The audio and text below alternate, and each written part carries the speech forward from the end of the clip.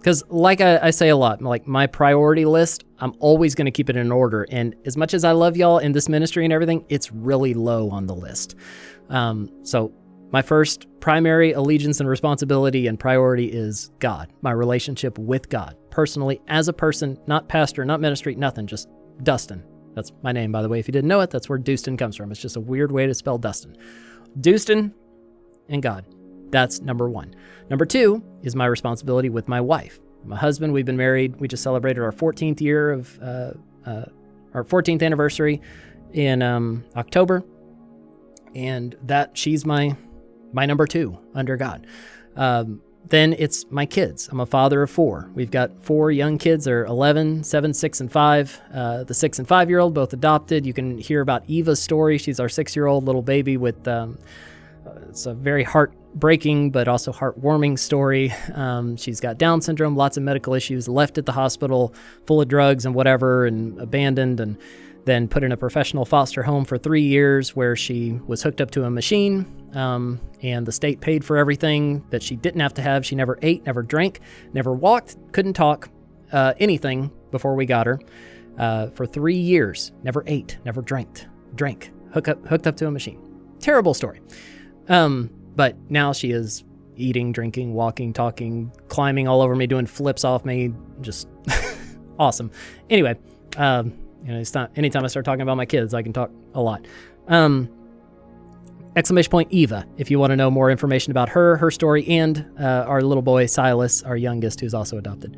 So they're my next ministry. Like, it's God, my wife, my kids.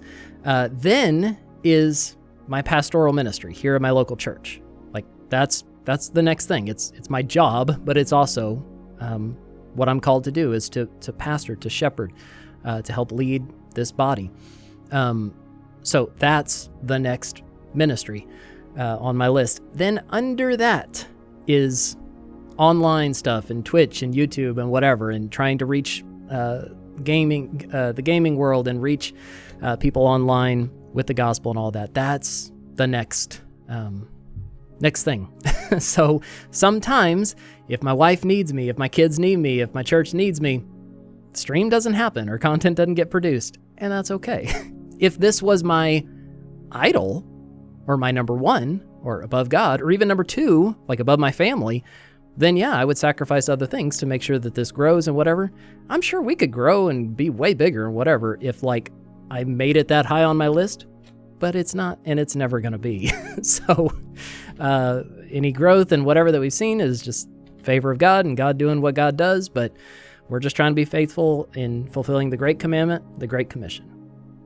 Loving the Lord our God with all our heart, soul, mind, and strength, loving my neighbor as myself, and then going into all the world, preaching the gospel, making disciples of all nations, teaching them to observe all the things Christ has taught us. And I can't baptize people on here or whatever, but just sharing the gospel.